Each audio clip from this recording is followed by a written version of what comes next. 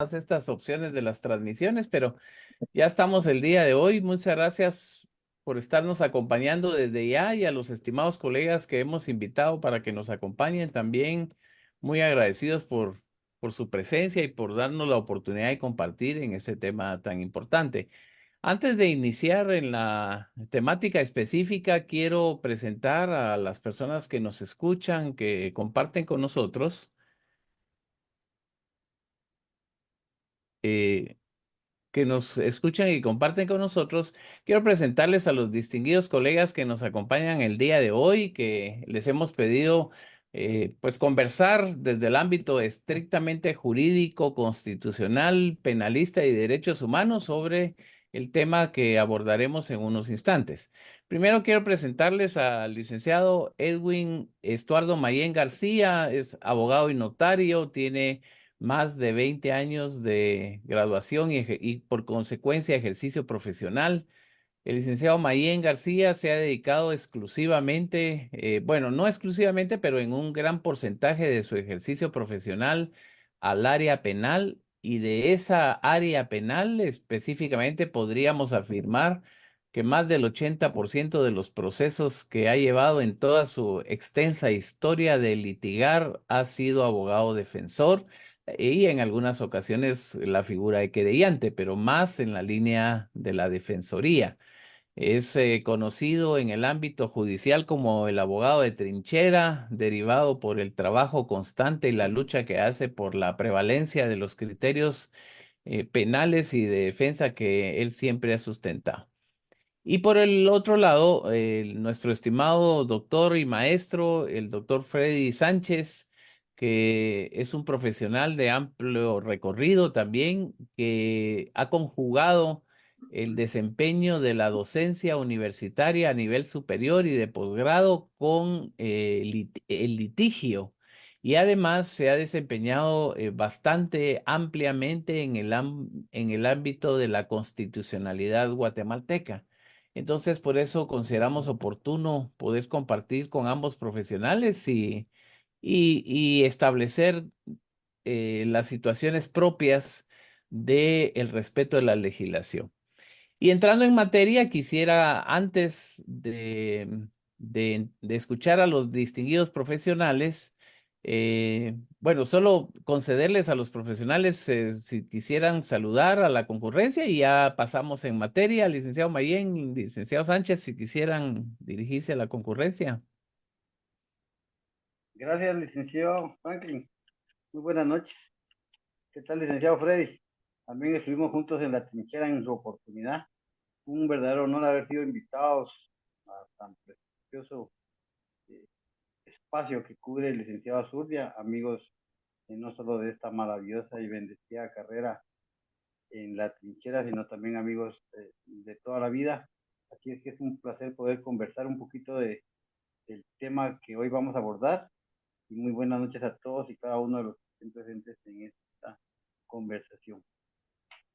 Doctor. Sí, buenas noches, mi estimado maestro Franklin Azur, de igual forma a nuestro amigo licenciado Edwin Mayén. Agradezco la oportunidad que me dan de dirigirme a todo el amplio público que tenés, especialmente a tus estimados alumnos, a profesionales también que te siguen en el tema de las redes sociales. Agradezco la oportunidad también a todo el pues, conglomerado de departamentos que ojalá nos puedan ver. En esta ocasión esperamos pues que nuestras respuestas, nuestras opiniones sean de su agrado, especialmente por la temática tan álgida que vive en nuestro país. Así que muchas gracias, mi estimado. Estoy para servirte. Bueno, muchas gracias, colegas. Ahora, entremos en materia. ¿Qué es lo que nos trae a cuenta específicamente? Quisiera, para poner el contexto, compartir con ustedes eh, qué es lo que nos trae a cuenta y poder ver la situación que motivó esta invitación. Me permito compartirles precisamente el video que circuló la semana pasada en las redes sociales y que representa uno de los motivos por los cuales estamos acá. Es un video que reproduce un acontecimiento en la Avenida Reforma de la ciudad de Guatemala. Lo aceleramos un poquito, es un video que compartió el señor Vinicio TV GT y del cual hemos tomado prestado para poderlo compartir con ustedes. Y esencialmente lo que se observa es a dos personas acercarse a un vehículo, aparentemente sustraer objetos y después pararse frente a otro con un arma de fuego, amenazando a los conductores. Eh, este es en esencia el acontecimiento y este es en esencia lo que nosotros pudimos observar y la ciudadanía guatemalteca también, pues, tuvo la oportunidad de observar este acontecimiento. Entonces, eh, adicionalmente a este momento, adicionalmente a ese video que acabamos de observar, complementaríamos diciendo que según noticias o según información que se recibió posteriormente o al día siguiente, aparentemente la persona fue detenida por la Policía Nacional al día siguiente y o en el mismo día, pero no en el mismo lugar, y fue dejada en libertad porque se argumentó que no había una parte pidiente. Y también se dijo que el arma que portaba la persona era un arma de plástico. Ese es el primer acontecimiento. Yo quisiera adicionar también a este tema que en este fin de semana circuló un video también de una persona adulta que transgredía a una menor de edad en la vía pública y que se acercó a la menor de edad, agrediéndola sexualmente, pretendiendo toquetearla a la menor, dándose a la fuga y posteriormente fue detenido, pero también fue dejado en libertad con el argumento de que no había parte pidiente. La situación se dio a conocer en las redes sociales y la población muy indignada. Según la información que se tiene, el día domingo, el Ministerio Público hizo un allanamiento en la residencia de esa persona y ahora sí ya procedieron a consignarlo. Y si no estamos mal, hoy a las 8 de la noche se recibía la primera declaración de esta persona. Pero aquí la primera parte que quisiéramos tomar es si el hecho de no haber parte pidiente en ambos casos es suficiente para no aprender a una persona o no iniciar un procedimiento de investigación.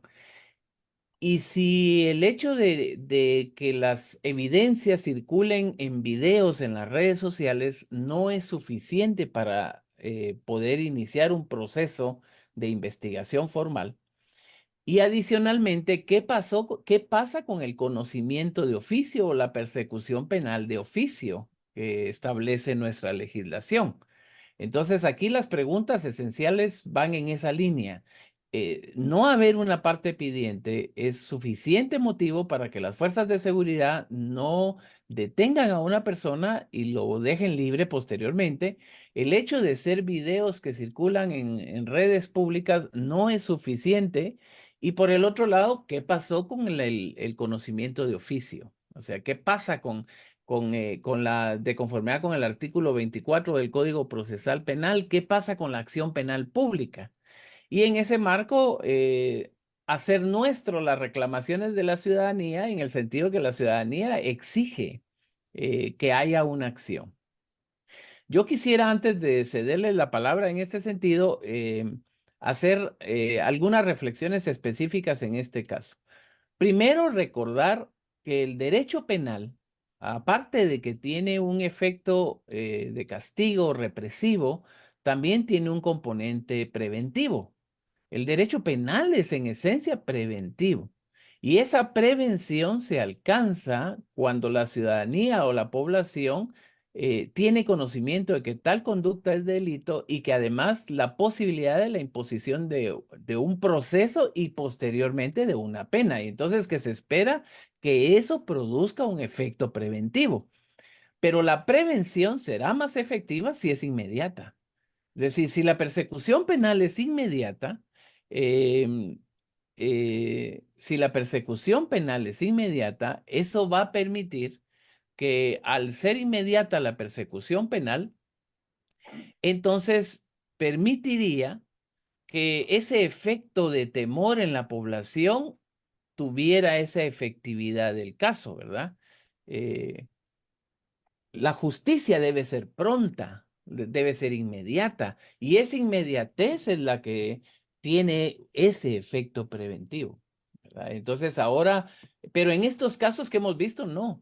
Y si nosotros consideramos el caso de esta persona, de este señor que agredió físicamente a una menor de edad, y hacemos esa consideración que en la noche, si vieron ustedes el video y la población lo vio, porque todo el mundo vio ese video, él se acercó a la niña y estaba grabando con su celular. Él estaba grabando. Pero la circunstancia de ser detenido por la policía posteriormente y dejado en libertad, lo que repercute es en una potencial pérdida de evidencias. Se desaprovechó el momento oportuno y hay un grave riesgo de que se pierdan elementos constitutivos de una investigación. Entonces, el cuestionamiento sería aquí, colegas, ¿se necesita el requerimiento de parte? ¿No puede aprenderse a una persona sin un requerimiento de parte? ¿Qué pasó con la persecución penal de oficio, con la investigación de oficio? ¿Qué pasa con eso? ¿Y qué pasa con la evidencia que está constituida, en este caso, a través de videos, ¿verdad? Y que son públicos.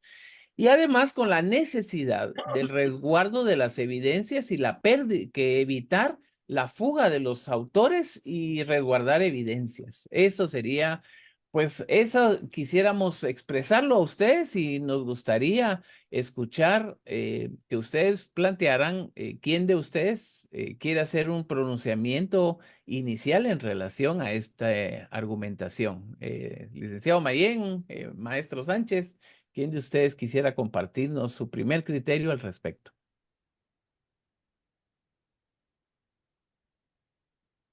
No sé, entonces empiezo yo. Licenciado Sánchez. Si gustas iniciar, mi estimado abogado. Ok, gracias, gracias por la oportunidad. Aquí el tema, desde el punto de vista legal, porque eso es lo esencial dentro de esta conversación, es que, por ejemplo, en mi ánimo de abogado defensor, hablando concretamente del tema de la persona que teóricamente, porque más que todo es a través de una red social que se hace la publicación y la publicidad del hecho, es que es imposible, no nos damos cuenta que se cumple con el marco legal. No quiero justificar una acción de esa naturaleza, pero cuando una persona es aprendida, existen diferentes razones cómo fue aprendida, si por una orden de juez competente, eh, si él se presentó voluntariamente, porque tiene una persecución penal, o si fue en flagrancia. En el caso concreto, lo que manejaba el licenciado Paturdia es que fue detenido al día siguiente del hecho. Empecemos por ahí, no hay flagrancia. Eso así lo establece nuestra norma, porque flagrancia hay cuando se comete el hecho y pensemos comúnmente que se da la fuga, le dan una persecución y momentos después lo aprenden, o le da una persecución que no es tan instantánea, pero que es una persecución constante y le incautan algunos instrumentos de la comisión del delito. Por ejemplo, hubiera sido posible que le encontraran la supuesta arma que utilizó, eh, hubiera sido posible que si él obtuvo un bien ajeno estuviera en su poder, hubiera sido posible que si verificamos esa publicación tenía una gorra de color blanco, si no me equivoco, y una playera de color gris, pensémoslo en ese momento.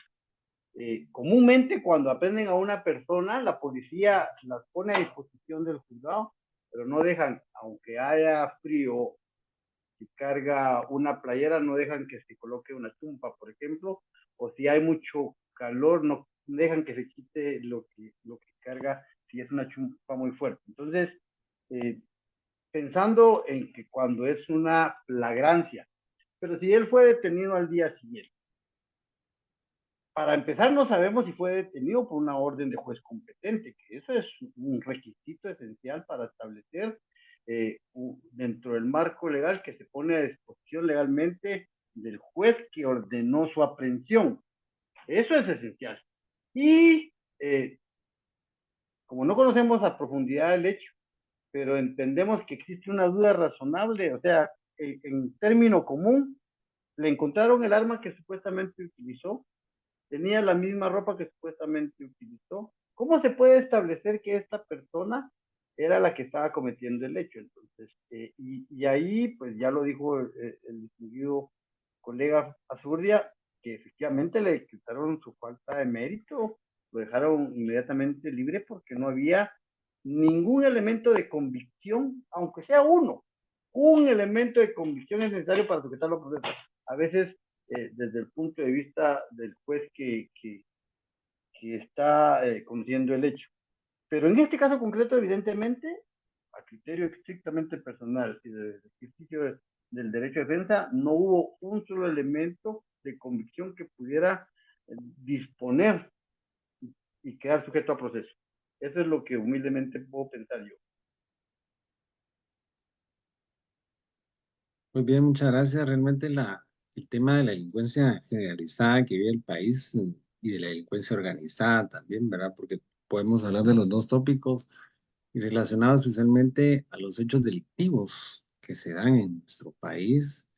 Hoy son grabados a través de pues, los temas de una cámara de video que tiene un celular, a través de las cámaras que están instaladas comúnmente en las residencias, en los hoteles, y observamos la delincuencia que se da, ¿verdad? Y que esto pues obviamente responde o necesariamente responde a la crisis que vive nuestro país, y eso es tan normal en Guatemala como en todos los países a nivel de América Latina.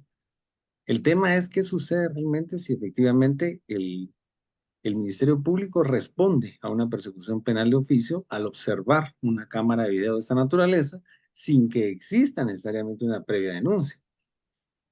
El tema central que nos trae hoy a cuenta, y los estudiosos del derecho así lo determinan también, es que el proceso penal pues tiene las formas para poder iniciar un proceso, es decir, una denuncia, una querella, una prevención policial, también lo decimos una denuncia de oficio cuando pues, es obvio, por ejemplo, en la naturaleza de los médicos que hayan indicado, hayan determinado una posible violación en contra de una niña, niño, adolescente. De manera inmediata tienen que informar a las autoridades.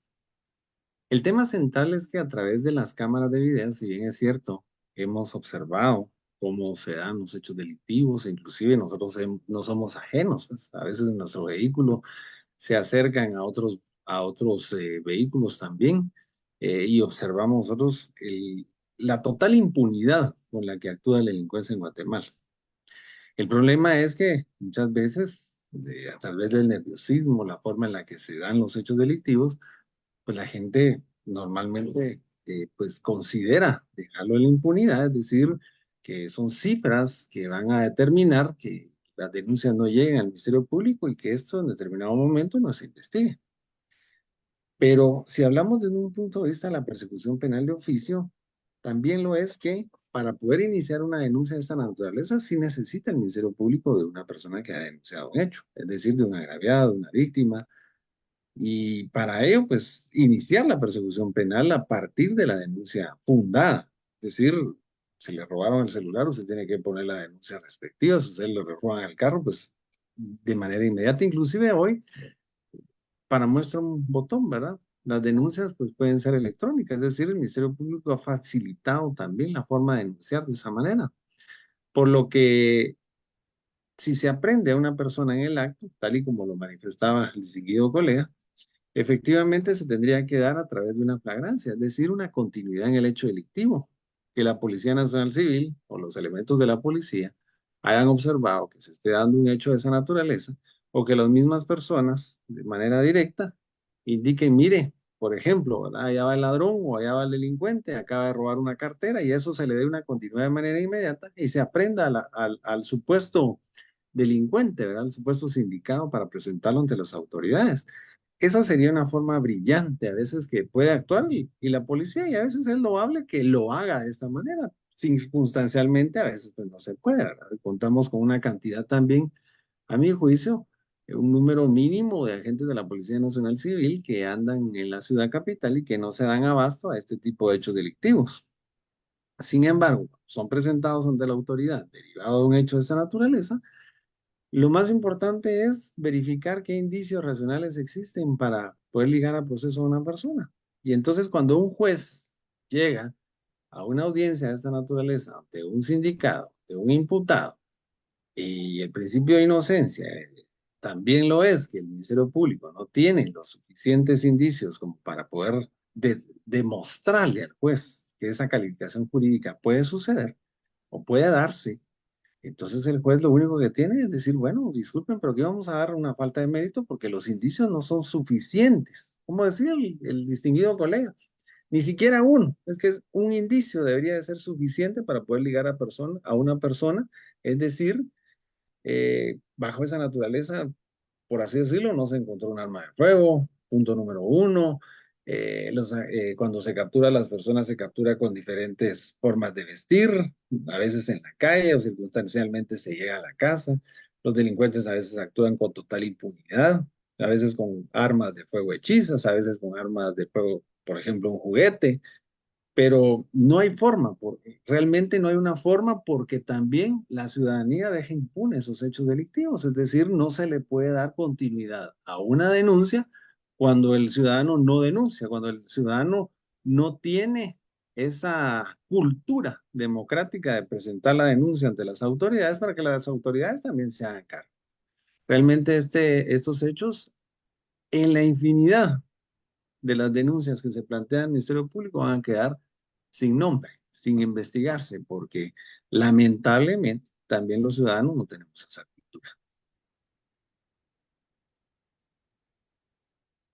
Bueno, muchas gracias, colegas, pero yo quisiera también plantearles a ustedes algunos criterios en ese sentido y que ustedes pues los pudiéramos discutir acá entre nosotros, siempre haciendo todas las consideraciones necesarias. Vean, cuando existen las garantías de derechos humanos y todo el debido proceso, por alguna razón, en nuestro país y en muchos otros, esas garantías del debido proceso y esas garantías de derechos humanos prácticamente se han venido quedando de observancia en favor de los indicados o de los señalados, ¿verdad? Tenemos prácticamente un recorrido histórico de esa situación y se olvida a los derechos de las víctimas también, los derechos de aquellas personas que sufren lesiones y que como los derechos humanos no discriminan, no deberían dejarse a un lado los derechos de esas personas.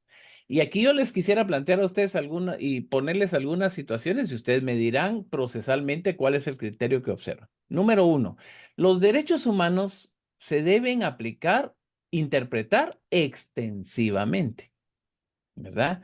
En ese marco, no son exclusivos de las personas que en su momento puedan ser detenidas, no son exclusivos de los indicados o de los señalados. ¿Va? Ese es número uno. Entonces, ahora el planteamiento es, como lo decía el licenciado Mayén, si bien es cierto, nuestro Código Procesal Penal en el artículo 257 establece la condición para la aprehensión en flagrancia, que es el que tenemos aquí a la vista en este momento, y que podemos resumir básicamente es la flagrancia, es detener a una persona en el momento mismo de cometer el hecho, aunque en el artículo establece tres posibilidades, ¿verdad? Aprenderla en el mismo momento mismo de cometer el hecho, aprenderla instantes después con evidencias o elementos, o aprenderla como consecuencia de una persecución. Pero entiendo yo que cuando el licenciado Mayen se refería a esto, se refería a esta parte y también aceptamos, también yo acepto, y eso es innegable, que nuestra Constitución plenamente establece en su artículo 6 que para aprender a una persona o detener a una persona solo se puede hacer como consecuencia de una orden judicial o detenida en flagrancia. Estamos de acuerdo en esa parte. Pero como aquí el llamado sería a la necesidad de no dejar descubiertos los derechos humanos de la población también, ¿verdad? También aquí el llamado sería a que en aras de garantizar ciertos derechos no se violenten otros.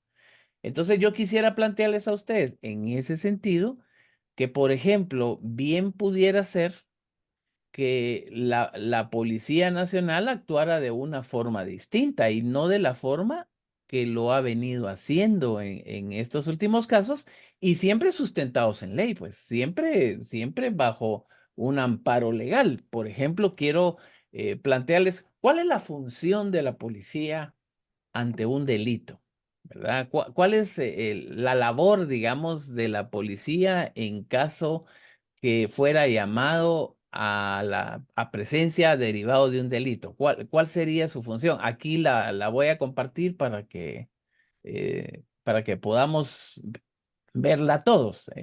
Lo que se conoce como prevención policial. Entonces, la función de la policía sería que cuando tengan noticia, fíjense que dice noticia de un hecho punible, perseguible de oficio, informarán enseguida y detalladamente al Ministerio Público y practicarán las investigaciones preliminares para reunir y asegurar con urgencia los elementos de convicción y evitar la fuga u ocultación de los sospechosos. Bueno, esa es su función cuando se cometa un delito. Si nosotros planteamos que el conocimiento de oficio, la persecución de oficio es aquellos delitos donde la sociedad es la lesionada, la sociedad es la que está lesionada.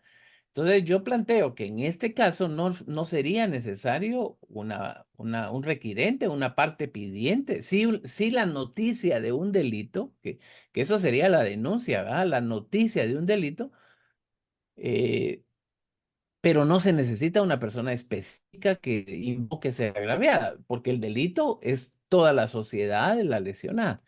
Y en este caso, yo considero que sería legítimo que la policía, como dice el licenciado Mayen, no aprendiera a la persona, no la aprendiera, es cierto, pero sí puede detenerla retenerla o evitar que se movilice preventiva del lugar. Y les traigo a la vista el artículo 256 del Procesal Penal, que establece que cuando en el primer momento de la investigación de un hecho no fue posible individualizar al autor o a los partícipes o a los testigos y se deba proceder con urgencia para no perjudicar la averiguación de la verdad, se podrá disponer que los presentes no se alejen del lugar ni se comuniquen entre sí sin antes de informar, ni se modifique el estado de las cosas de los lugares, disponiendo las medidas de los casos, y si fuera necesario, ordenará la permanencia en el lugar de todos ellos. Entonces, yo diría que el procedimiento de la policía sería no calificar, no ponerse a calificar el hecho. La policía debería de detener, no aprender, como decía el licenciado Mayen, para no incurrir en la flagrancia, pero de conformidad con el 256, si pudiera retener a las personas y llamar al Ministerio Público. Yo creo que aquí el error es que la policía no debería estar calificando al delito. Es decir, yo sé que la policía califica provisionalmente, pero no debería de tomar una decisión en cuanto a en ese momento. Debería de tener las evidencias que tiene y el que califica y el que verá si las puede usar, llamarlo y sería el Ministerio Público. Entonces la policía no debería dejarlo libre en ese momento, sino que llamar al Ministerio Público. Entonces les dejo la palabra ante este planteamiento para ver qué nos comparten ustedes. Licenciado Mayen. Gracias, Lick. Le voy a robar dos palabras que usted indicó en su alocución en este momento, y es lo de la interpretación extensiva en materia de derechos humanos. Eh, Acepto ese hecho, entiendo perfectamente que en un proceso penal son varias las partes y dentro de ellos el agraviado. Y por supuesto, en los veintitantos años que tenemos de ejercicio profesional en esta maravillosa carrera, podemos indicar que sí han variado esos derechos de la persona que ha sido perjudicada por la comisión de un hecho. Es decir, eh, esa actitud de un agraviado se ha desarrollado durante todos estos años, ha ido avanzando. No niego ese derecho que tenemos cada uno de los ciudadanos y los que comúnmente en, en esta vida diaria hemos sufrido las consecuencias de un hecho de esta naturaleza, que ejerzamos ese derecho, porque es un derecho que nos permite nuestra ley. Sin embargo, interpretar extensivamente la norma en derechos humanos podría aceptarse, pero en materia penal sabemos que es prohibido.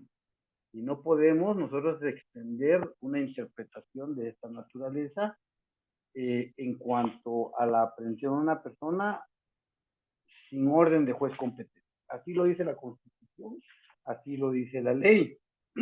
Entonces, es necesario, por supuesto, si existe la posibilidad de que se haga una investigación y que la norma le dice a la Policía Nacional Civil que debe iniciar una investigación porque se cometió un hecho, a criterio estrictamente personal. Yo, si a alguien me lo están deteniendo, independientemente, porque no soy quien para juzgar, sino para defender, pensémoslo de esa manera en el momento ese, puedo ir ante un juez competente y plantear una exhibición personal porque me lo están deteniendo ilegalmente, sin orden de juez competente. Ese es un criterio estrictamente personal en calidad de defensor. La investigación se hace porque es la obligación del Ministerio Público, de la Policía Nacional, darle seguimiento a un hecho, pero se hace el requerimiento ante el Ministerio Público para que realice esa investigación y una vez que existan los elementos de convicción dentro de esa investigación para pensar, porque aquí solo es una imaginación legal, de la posibilidad de ligar a una persona a proceso porque ha cometido un hecho. Acordemos que ese principio de inocencia es un principio que hasta que no esté firme una sentencia. Entonces, la posibilidad de ligarlo a proceso o citarlo para un procedimiento después de una investigación. No puede estar temporalmente ni 24 horas, ni 48 horas, ni... La ley dice que tiene que ser puesto a disposición. Si se piensa que se cometió un delito, dentro de un plazo razonable, máximo de 24 horas. Entonces, entiendo esa posición, entiendo esos derechos humanos de cada una de las partes en el proceso, pero tenemos que respetar la norma y la norma es bien clara. Si no existen elementos de comisión y no se puede someter a una investigación, a un proceso en ese momento, el juez resuelve conforme a él. Si creemos que ha cometido un hecho, debe haber una investigación. El Ministerio Público tiene las facultades para realizar todos los pasos de esa investigación y entonces pedirle a un juez que ordene una aprehensión o citarlo a una primera declaración o citarlo a una declaración de investigación y posteriormente ponerlo a disposición. Pero no podemos interpretar extensivamente nuestra norma, más en materia penal. Ese es un criterio estrictamente profesional desde el punto de vista de la defensa.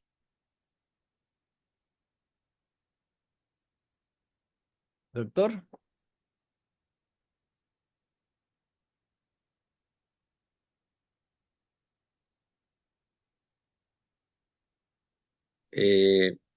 Sí, efectivamente, miren, el tema de la víctima, el proceso penal, hablemos un poquito de la víctima, porque también recordemos que el tema es más de la víctima que los propios delincuentes, es decir, de los propios posibles imputados, de los propios posibles sindicados. En el año 2012, 2010, 2012 hubieron reformas al Código Procesal Penal, en la cual pues se estableció la denominada reparación digna, también la tutela judicial efectiva, que responde a ambos, ¿no? Tanto a víctima como al sindicado. Y hoy la víctima ha tenido un papel más relevante de lo que tenía antes del año 2010.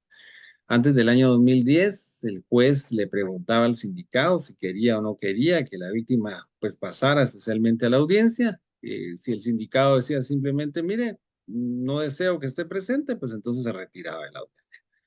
Tan así era nuestro proceso penal, ¿verdad? Es decir, discriminativo, hasta cierto punto de vista, hasta clasista, para no dejar entrar o no dejar ingresar a la sala de audiencias a los sindicatos, es decir, a las víctimas del proceso penal, ya sean estos hombres o mujeres. Esto fue cambiando y evolucionando en el proceso hasta hoy en día, casi 12, 14 años después, que vemos un papel activo de la víctima. Y todavía les podría decir yo que ese debido proceso es lesionado muchas veces, con todo respeto, por algunas judicaturas. Es decir, cuando vamos a ciertos procedimientos, no se le da el lugar que merece la víctima dentro del proceso penal, y eso pues también perjudica la buena marcha del proceso, porque al final de cuentas pues van a haber ciertas acciones que van a motivarse para poder darle el papel relevante que hoy tiene, es decir, equivalente al sindicado. Antes, inclusive yo recuerdo que en materia del proceso penal, cuando era arcaico, pues únicamente se definía en aquella época de César Lombroso, decíamos nosotros que el delincuente era ciertamente un atávico, una persona que delinquía por su propia naturaleza. Esto fue cambiando y evolucionando con la teoría, y hoy en día pues vemos un papel de la víctima más protagónico. Es decir, hoy se constituye la víctima, pide la víctima y hasta puede obtener una reparación que sea digna, que sea en su naturaleza digna, para poder necesariamente equivaler la posible pena. Y esa pena siempre va a requerirse previamente a que exista esa reparación. Ahora bien, en los casos que planteabas, realmente la Policía Nacional Civil no va a calificar ningún hecho delictivo. Quien califica el hecho delictivo, quien le va a dar ese nombre, una calificación jurídica provisional, porque ese encuadramiento de los indicios, ese encuadramiento de la materia del delito y que fue recabada inicialmente, y que el fiscal, al momento de hacer la propuesta en la audiencia, va a determinar en cuáles se encuadran esos hechos delictivos. Por ejemplo, en lo que veíamos nosotros, podría ser un robo, ¿verdad? Podría ser un robo agravado por el tema del arma de fuego que se estaba manipulando, por la violencia que se estaba ejerciendo. Independientemente si el arma era real o no era real, hay una violencia, hay una intimidación hacia las personas que conducen un vehículo. Y fíjate que hay algo bien importante que se ha ido dando en la naturaleza de los procedimientos, es decir, en la materia sustantiva penal. Por ejemplo, hablemos casos bien específicos, lo que ha sufrido reforma, por ejemplo, en Colombia, lo relacionado a nuestro Código Penal, es decir, inclusive la legítima defensa, ¿verdad?, en los hechos, es decir, que nosotros podríamos repeler, dependiendo necesariamente de una posible reforma que conozca el Congreso de la República. Y ahorita es importante esto porque puede ser un debate, puede ser una iniciativa que hace en el Congreso de la República y se pueda conocer, es decir, la legítima defensa, es decir, el conductor que se sienta agraviado por un delincuente que en su naturaleza le esté apuntando con un arma de fuego para poderle quitar su vehículo, para poderle despojar de sus objetos, y tenga un arma de fuego, de manera inmediata puede repeler el hecho delictivo, es decir, y quedar en libertad sin que exista necesariamente a su procedimiento. Obviamente esto va a surgir en un proceso penal, va a determinarse a través de una posible detención preventiva, una detención que necesariamente va a tener que presentarse el posible sindicado, el posible agraviado ante la autoridad, para quedar inmediatamente en libertad. Es decir, que esos mecanismos hoy deben de ser reformados a través del Congreso de la República, que insten necesariamente que al ciudadano guatemalteco también puede defenderse de un hecho de esa naturaleza. Porque hoy en día, a través de la naturaleza de los procesos, comúnmente puede cursar una prisión preventiva una víctima después de haber pues lanzado a través de un arma de fuego disparos en contra de una persona, y esto como consecuencia no es vital necesariamente para las garantías de una persona, de un ciudadano guatemalteco que quiera o pretenda defenderse ante un hecho de esa naturaleza. Ahora bien, yendo necesariamente al conflicto que se presenta, pues yo considero a mi juicio que sí necesariamente tienen que recabarse las evidencias. La policía, si bien es cierto, puede detener preventivamente a una persona, solicitar sus documentos personales, evidenciar quién es, ver si porta un arma de fuego, ver si necesariamente esa arma de fuego está siendo portada de manera legal. Y todo esto tiene que verse a través de un procedimiento que la policía necesariamente tiene que sustentar por unos minutos, pero no puede detenerlo más allá, porque de lo contrario, pues iríamos necesariamente a una posible exhibición personal y los agentes de la autoridad podrían resultar en un abuso de autoridad al momento de tener a una persona a través de ese tipo de procedimientos que realmente pues conducen a la población a que después se tenga el pánico de que pues ustedes ya saben, ¿verdad? Una detención X por Y motivo y esto pues conduce necesariamente a que después empecemos a desconfiar de los mismos elementos. Los elementos de la Policía Nacional Civil tienen que ejercer sus derechos, pero también tienen que ejercer sus obligaciones en el marco legal imperativo de la Constitución y las normas legales vigentes. Mire, lo que yo planteo en este tema o lo que hemos observado es que, como decía el doctor Freddy, a mí me parece que desde hace mucho tiempo ha habido una tergiversación de una correcta aplicación de la ley. Es decir, ha habido un excesivo temor en garantizar los derechos de los delincuentes o de los agresores.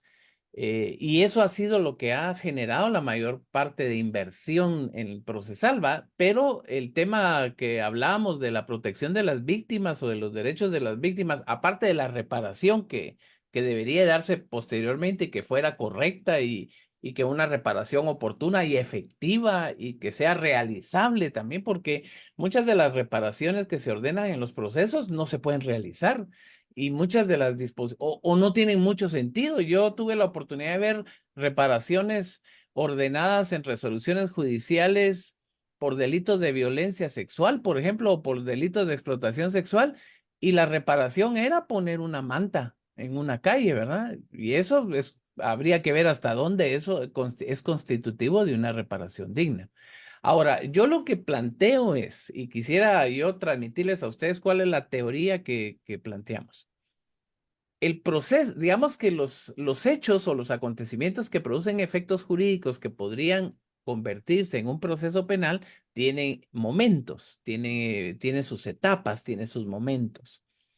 Entiendo y ni modo, yo conozco, somos defensores de derechos humanos, pero los verdaderos derechos humanos, ¿verdad? No aquellos que sirven para comercializar o enriquecerse o asustar, etcétera. No, los verdaderos, los procesales, los que se resumen como un debido proceso, pero no he llegado a ese momento. Yo lo que quisiera plantear es, estamos en el momento donde se produce un hecho delictivo en la calle en ese primer momento, que ese primer momento pareciera estar en un espacio que tiene la policía cierta libertad de acción, porque sí la tiene.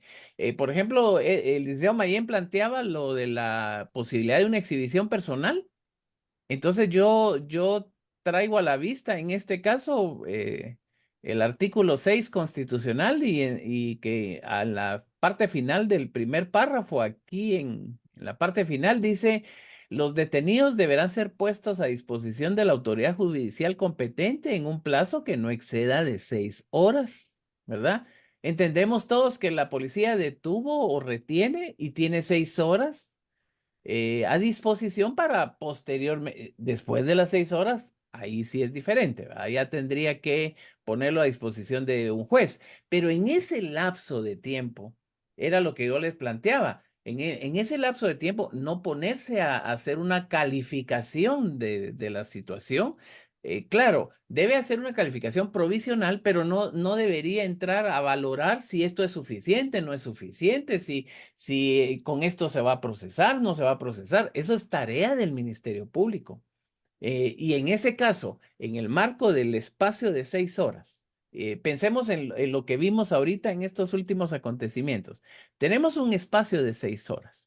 Y en ese margen del espacio que tenemos de las 6 horas, recordemos en este caso la obligación que hay en los delitos de acción pública. Entonces, el Código Procesal Penal claramente señala, serán perseguibles de oficio por el Ministerio Público en representación de la sociedad. ¿verdad? No dice en representación del agraviado, no dice en representación de la víctima en este tipo de delitos, dice de la sociedad. ¿Va?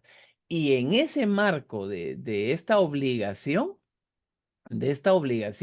de una vez aprovecho para traer a cuenta, por ejemplo, cuál es la función de la policía. Y yo quisiera que ustedes pensaran en el primer momento, en el momento que estoy hablando. Yo no estoy hablando ya de llegar a una primera declaración o el periodo posterior de las 6 horas. Estoy hablando en el momento. Avenida Reforma o en alguna de las calles de la ciudad de Guatemala y detener a esas personas. Que ya están los videos porque todo el mundo circularon por todos lados. El video no se constituye el video en una prueba científica, no, o en este caso, en un indicio científico en este momento, no tiene esa calidad el video de indicio científico y que pudiera en ese caso ser usado por la policía. Y aquí es donde traigo a la vista el artículo 112, donde dice la policía por iniciativa propia en virtud de una denuncia o por orden del MP, pero supongamos que en este momento no ha llegado el MP. Dice, deberá investigar los hechos punibles perseguibles de oficio. Y recordemos que la persecución de oficio es en nombre de la sociedad, no del agraviado. Entonces, una persona que saca un arma de fuego en la calle está lesionando a la sociedad. No está lesionando al del carro que estaba ahí enfrente, está lesionando a la sociedad.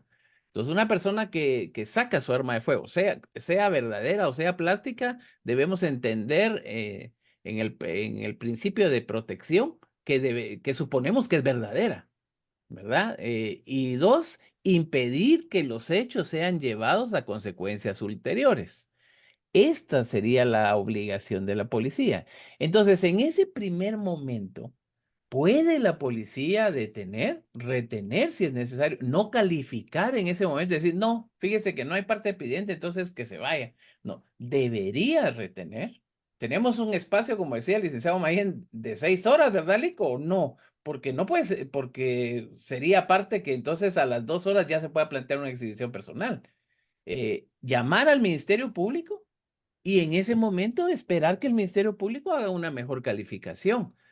Porque algo que es importante recordar es que la flagrancia no es solo para los delitos graves, no es solo para asesinato, robo, puede haber flagrancia por encubrimiento, puede haber flagrancia por tentativas, por ejemplo, ¿verdad? No necesariamente por eso. Entonces, lo- resumo las dos preguntas estas que formulo en este caso. ¿El video no se constituye en un indicio científico que pueda ser usado? Y dos, estamos hablando de ese periodo. Aquí lo que estamos hablando es, ¿debería la policía tener una función diferente en este primer momento de la aprehensión para que cuando intervenga el MP, ellos sean los que califiquen, no la policía, ¿verdad? Le cedo la palabra. Gracias, Lee. Bueno, para poder explicarme un poco, no quise indicar que la exhibición personal iba a ser dentro del plazo de las 6 horas, porque no fue eso, sino que logré tal vez malinterpretar que había preguntado Lick Azurdia sobre la posibilidad de retener a unas personas, no detenerlas, sino que retenerlas mientras se llevaba a cabo una investigación. Entonces, tal vez ahí malinterpreté el plazo. Por supuesto, estas 6 horas comúnmente a veces se dan. Eh, en la práctica común hemos visto, por ejemplo, en un delito en donde la posibilidad de la comisión de un delito, en donde aprenden a unas personas porque llevan droga dentro de un vehículo.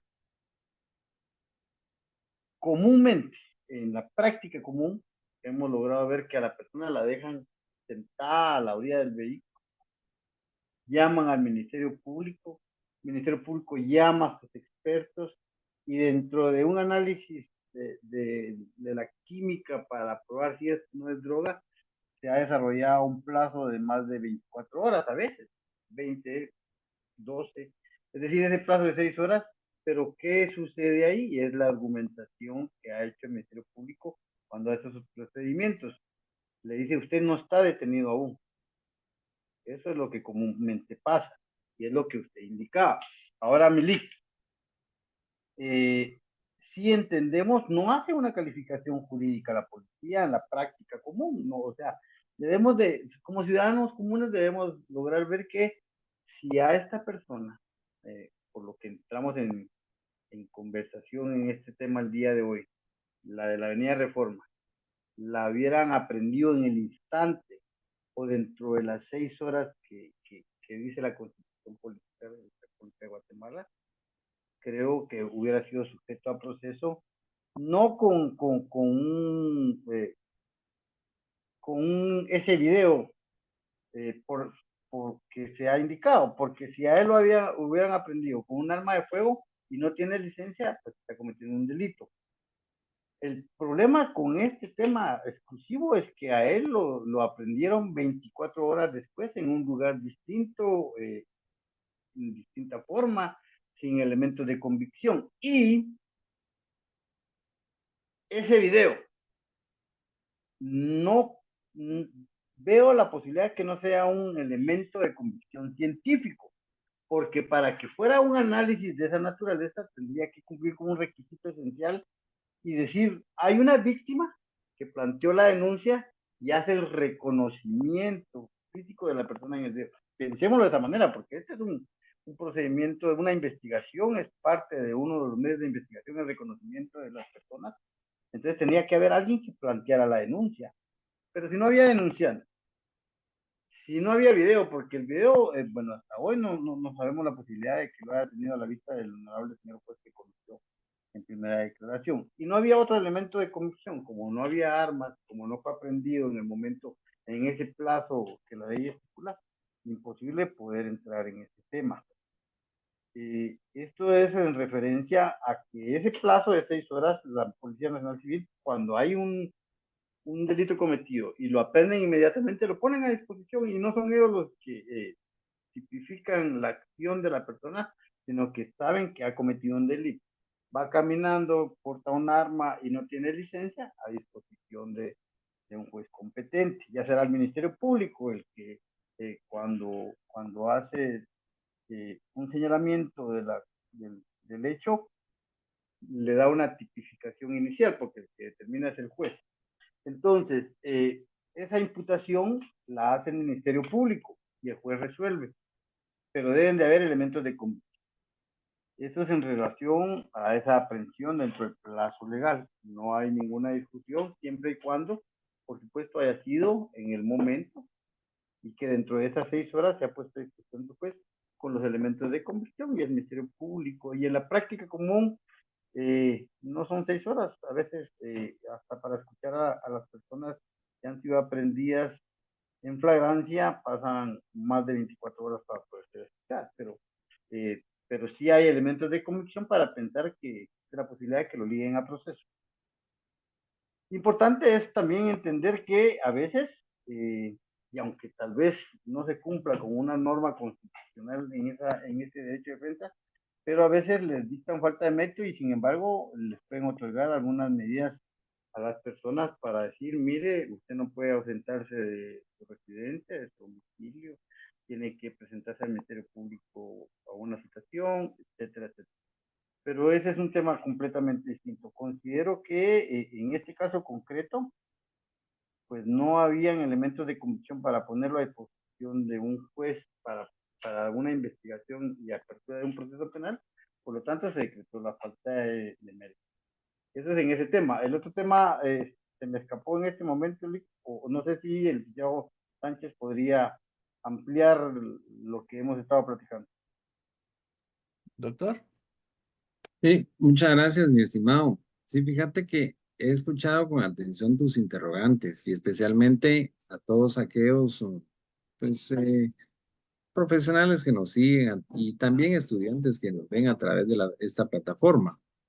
Es interesante pues observar, ¿verdad? Forma en la que el proceso penal se da, se determina y cuáles son las alternativas a esa, por ejemplo, a esa aprehensión. Fíjate que yo estaba leyendo de manera atenta. Pues nuestro Código Procesal Penal lo señala, ¿verdad?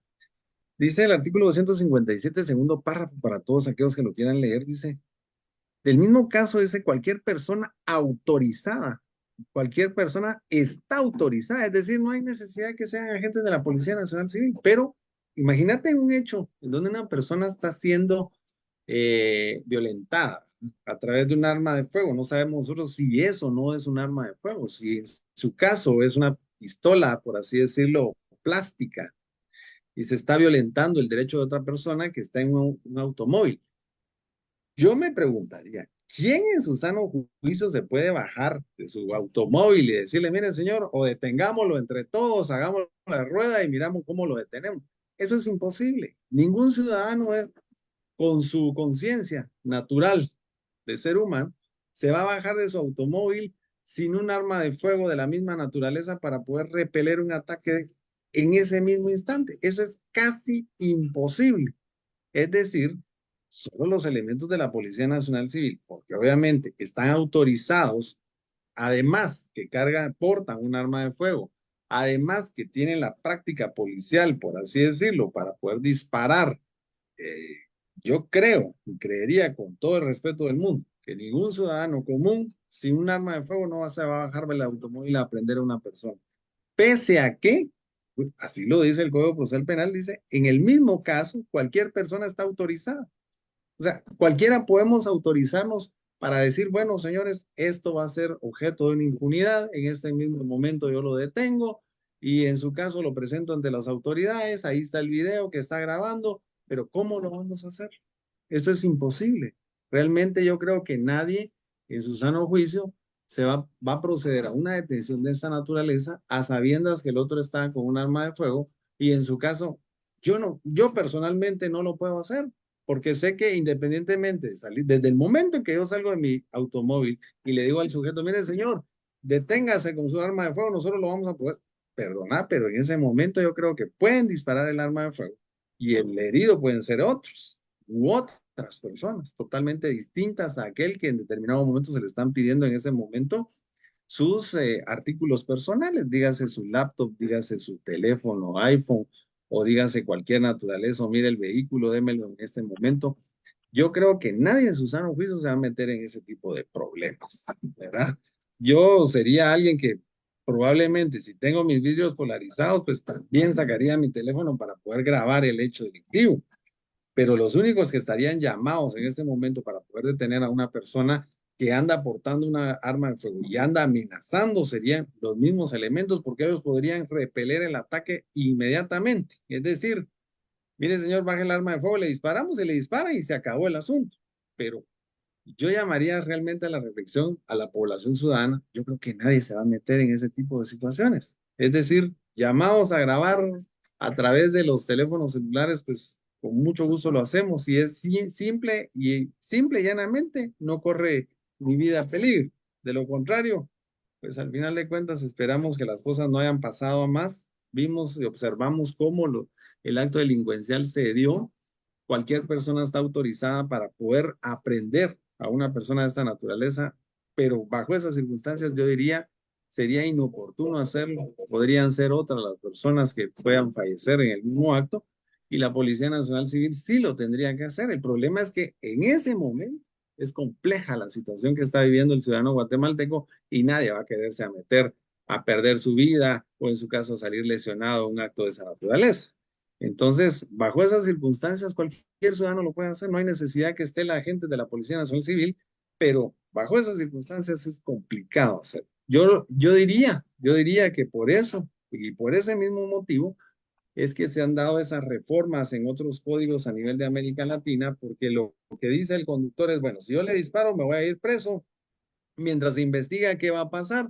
Y entonces esa legítima defensa debe estar un poquito en protección también del ciudadano para poder repeler un ataque de esa naturaleza a través de un arma de fuego y de manera inmediata, porque pues no sabemos qué pueda suceder. Entonces, yo llamo también a la reflexión en este momento del Congreso de la República que haga las modificaciones pertinentes y que también salvaguarde la protección y la vida de los ciudadanos guatemaltecos que nos vemos en ese momento, en esas circunstancias, para obviamente no vulnerar los derechos también de quien pueda ser posiblemente agraviado o pueda ser víctima de un hecho delictivo de esta naturaleza.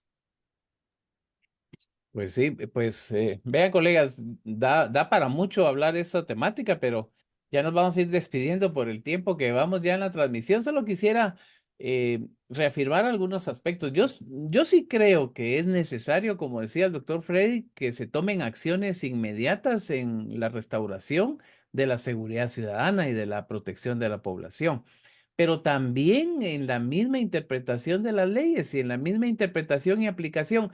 Vean el caso, por ejemplo, de esta persona que salió el video con una menor de edad.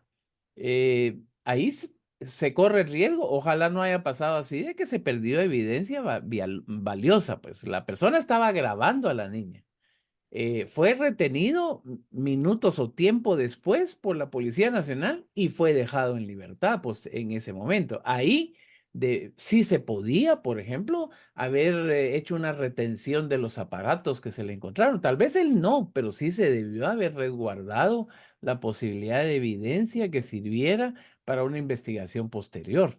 ¿Verdad? Ya la persona la alertaron que ya todo lo habían visto, que ya sabían quién era, y lo dejan ir. Lo primero que estas personas hacen es destruir cualquier tipo de evidencia que pueda quedar. Y ahí sí es necesario el actuar institucional de protección que sea más inmediato, ¿verdad? Más efectivo y más garantista. Y como decía el doctor Freddy, la población tiene temor, pero derivado al temor que tiene la población, no denuncia. Pero si lo mantenemos en ese temor, y en ese miedo de la población, entonces las cosas van para más. Entonces sí es cierto que se necesita modificar los criterios institucionales, la conducta institucional, la respuesta de la policía y del Ministerio Público en un menor tiempo, y además reformar aquella parte de la legislación que garantice que ya que no se está prestando, que ya que los ciudadanos necesitan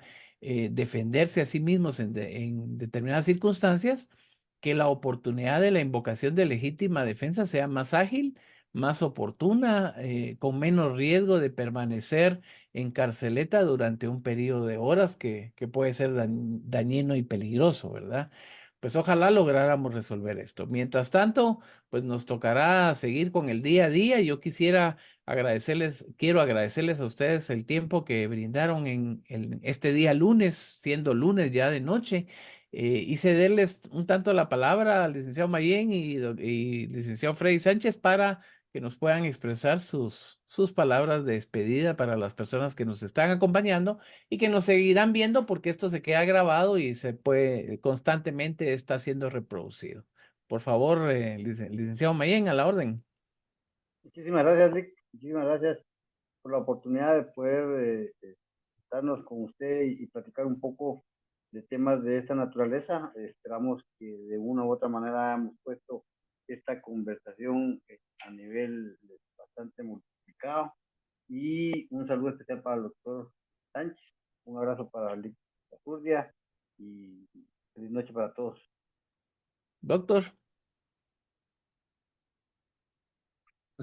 También agradecido con tu programa, especialmente por la forma en que pues informamos a los ciudadanos comunes, también a los propios estudiantes, ¿verdad? Para que se vayan preparando. Fíjate que he estado viendo que sí hay una iniciativa de ley, es decir, las 5.532 en el Congreso de la República. Sería importante, es una legítima defensa, podría denominarse hasta privilegiada, con el objeto necesariamente de poder repeler un ataque en esas circunstancias y obviamente defender tus bienes, ¿verdad? Pues la legítima defensa antes lo veíamos nosotros desde un punto de vista de nuestra casa de habitación, de defender a nuestros propios eh, pues familiares, ¿verdad? Y amigos que estén dentro de una casa. Hoy nuestra legítima defensa partiría necesariamente de defender nuestro vehículo, nuestros objetos personales y además a nuestros familiares o amigos que nos acompañen, ¿verdad? Con el objeto necesariamente de repeler una circunstancia de esa naturaleza. Así que mi propuesta clave podría ser que conozca el Congreso de la República esa reforma al Código Procesal Penal de manera inmediata para que los ciudadanos también puedan defenderse, es decir, que tengamos un arma de fuego legal para que desde un momento en que nosotros pues, veamos un tema de esa naturaleza, pues nos dependamos de la delincuencia común, independientemente si él portaba un arma de fuego de juguete, un arma hechiza, si le funciona o no le funciona, si es legal o no es legal. Pero yo creo que el ciudadano, la víctima, el agraviado necesita defenderse ante ese tipo de circunstancias y creo necesaria una reforma de manera inmediata a efecto de que se cumpla con la valía también de de la tutela judicial efectiva a favor de la víctima de la gravedad. Únicamente, mi estimado, y te agradezco mucho, de igual forma a todos nuestros amigos que nos acompañaron. Espero que haya sido interesante esta charla y esperamos también que a través de tu canal puedas seguir brindando este tipo de charlas importantes y necesarias para la población en general. Saludos, mi estimado maestro Zurdia, y de igual forma a mi colega Edwin Mayé. Muchas gracias, colegas, y a quienes nos acompañaron, invitarlos a que nos continúen acompañando y siguiendo en las otras transmisiones que hacemos y en los otros temas que iremos abordando. Me parece muy interesante lo que decía el doctor Freddy Sánchez, que pudiéramos traer la iniciativa de ley y conocerla acá, en darla a conocer y saber de qué se trata. Y en su momento, al saber si nos conviene o lo que contiene, poder dirigirnos a los legisladores y pedir que sea aprobado porque ya evaluamos que es de conveniencia para la población. A todos los estudiantes y profesionales que nos acompañaron, muchas gracias. Buenas noches por hoy y síganos en nuestros canales que seguiremos transmitiendo temas de trascendencia nacional. Muchas gracias.